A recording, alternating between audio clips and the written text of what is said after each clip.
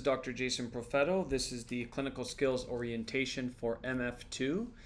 Today what we're going to be doing is a short guide or orientation to the guide about what MF2 is and just some of the pertinent positives that you really should be aware of.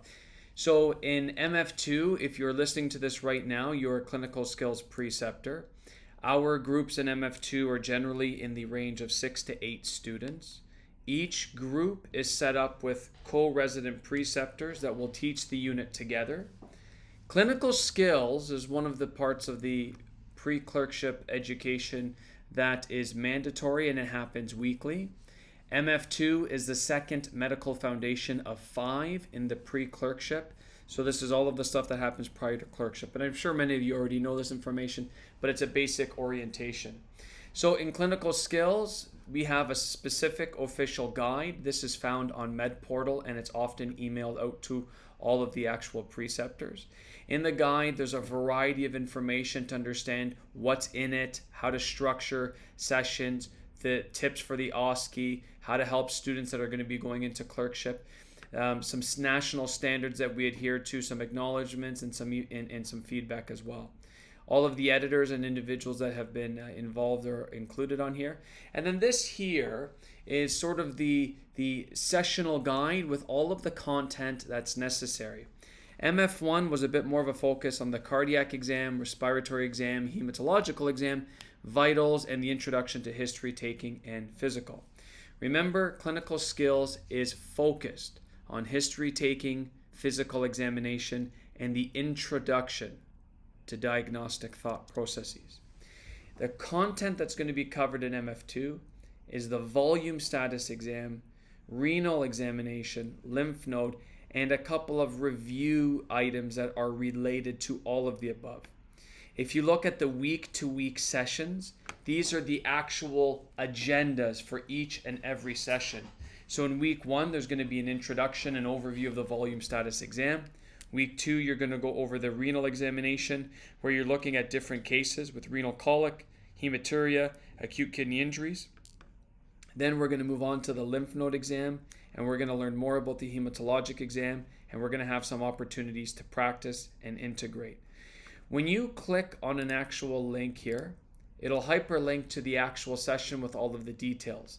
It'll tell you everything you need to know about what's going to be covered, what the global objective is, what you're trying to achieve, and whether or not you're going to have an in-person standardized patient. Session 1, Session 2, and so on and so forth. You'll see too that each session has some unique things. For Session 1, there's going to be practice with an SP in person. You're going to talk about the volume status exam, and then there's going to be an opportunity for feedback. When you go to Session 2, it's going to be the renal exam with a practice case, and you're going to have an in-person SP. But we also here have an integration of some principles that are going to be related to, but not necessarily directly in the clinical skills. So here we talk about rural care and some of the pro-comp moments that can actually integrate into the session.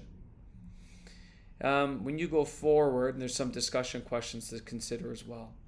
Session 3, there's going to be a renal examination with a practice case where you focus on hematuria. And here there's going to be an opportunity to review a JAMA article or the bottom line from the JAMA article so that you can apply it to the conversation. So on and so forth for all of the sessions. And in total in MF2, there will be 8 sessions.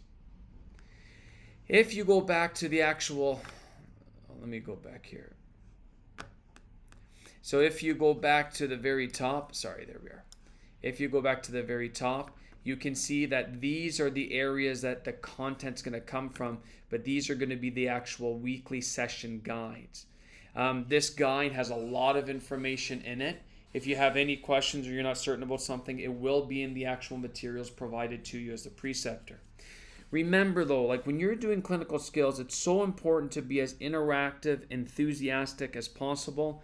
Follow the guide, listen to the different ideas and feedback from your students and your co-resident preceptor. And the only other thing that I would say is try to be as creative and fun as you can, as this is a part of the curriculum that students love. The other major piece here is that for the first time for this class, they are going to be in person on a regular basis. In Hamilton, your sessions will be booked for you. Your SPs will be booked for you, and this will all be organized as part of the clinical skills program. There's going to be a frequently asked questions handout that's going to be provided to all of you, and then all of the information is in the actual guide in front of you here. I'm going to keep this brief, has been the feedback that we've received, but at any point, if there's any information or details that you need, please do not hesitate, reach out, and I would be more than happy to help. Thank you very much, and from the Clinical Skills Program in McMaster, we really appreciate you and your efforts in teaching.